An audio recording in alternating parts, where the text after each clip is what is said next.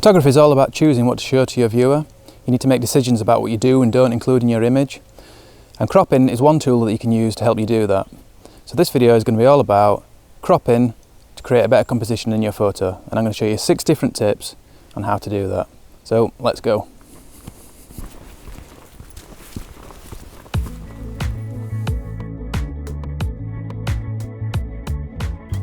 Tip number 1.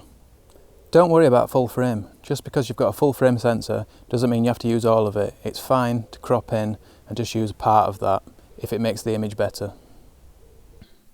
So if we take a look at this image as an example, and then we go to the original image, we can see that I was only using a small portion of the frame. And that's because of the lens I was using at the time. I didn't have enough reach to crop in as tightly as I would like. But all of this space around the edge doesn't really help the image in any way. There's nothing interesting about it, and we're focused on the bird. So it's much better to crop that in.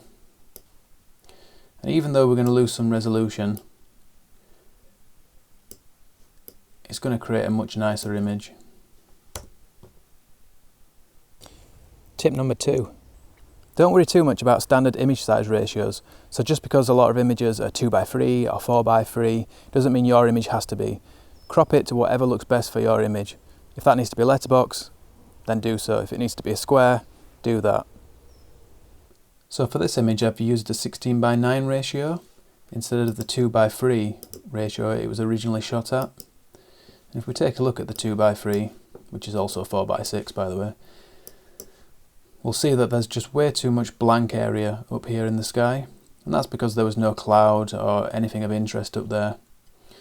So by making it 16:9, we're just focusing on all of the stuff that's interesting down here in the bottom 2/3 of the image.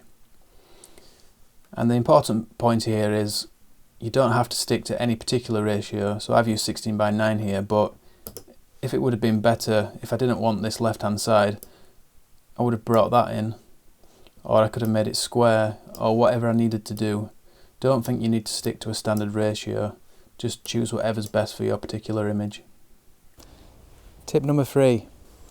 Decide how you're going to crop your image by thinking about what to include in it. So you don't want things coming in from the edges of the image, and you don't want unsightly things like if there's a bit of rubbish or something in the picture, make sure you crop that out. In this one we've got areas of quite bright light in the sky up here and then the reflection at the bottom, and those areas are quite distracting. So with this one I could bring that down, bring the bottom up, make like a long letterbox type image. And also we have the man who's just coming in from the side there and kind of half cropped off, so that's no good really. So we could bring that in. And that looks a lot more powerful in my opinion. So it's about directing the viewer's attention onto the things that you want them to be looking at. Tip number 4. Use guidelines such as the rule of thirds so that when you crop your images, important parts of your image fall on those lines. So if we take a look at this one, we can see we've got quite a few things around the edge of the photo which are not really adding anything to the story of the image. The man in the centre is obviously the focal point, but we've got other things like the platform attendant here and this box, which are not really adding anything to the image. So we can add a crop to something like this, which is much more powerful and draws attention to that man in the centre. And we can see what's happening if we go to the crop and have a look at our overlay. We have this currently set to the rule of thirds, which is these lines here. And we can see that important elements fall particularly on this line.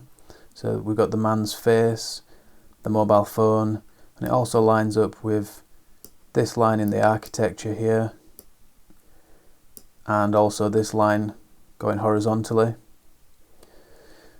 And if you press O on your keyboard in Lightroom, you can change the overlay to various different layouts. And these are only guidelines, they're not hard rules or anything. You should always use your judgment, but they can really help when you're cropping to just give you a guideline of where you should be cropping to. because those lines will move with your crop. Tip 5. Create harmony in your images by balancing the various elements in your composition, and you can use cropping to help you do that. So if we compare these two images of Stonehenge, this is the final image and this was my original. You'll see in this image we've got way too much space down this left hand side, and I can create a much better balance in the image by cropping in. And so not only do I get rid of the sign at the bottom of the image here, but I also get rid of that empty space. And that creates a much better balance between Stonehenge itself and the heel stone, which is close up here on the right hand side. And I think that creates a much more pleasing, balanced image overall. Tip number 6. And lastly, break the rules. Don't be afraid to go against conventions if you think it's going to make your image better. So in this image, the normal rule would be to get rid of all this blank empty space up in the top here. Perhaps something like this. You could go for a square crop perhaps. However, for this particular image, I wanted to create a feeling of isolation, of loneliness almost. And I've left all that empty space around the pianist to emphasise that. And I think that adds something to the story of the image, and on this occasion does actually work. So don't be afraid to break the rules if you think it's going to improve your image. And just a little disclaimer after giving you all those tips. Cropping is a really powerful tool and it absolutely should be used when necessary. However, it's also always better to get it right in camera first time if you can, and that means that you'll save time and you'll lose less resolution. So there you go, 6 cropping tips to help you improve your compositions. Why not try them out in your own images, and don't worry about whether you're having to crop in or lose resolution. Just do what's best for the image. I hope you've enjoyed the video. If you liked it, give it a like, and if you haven't subscribed, then click the big red button down here that says subscribe. Thanks for watching, and see you again soon.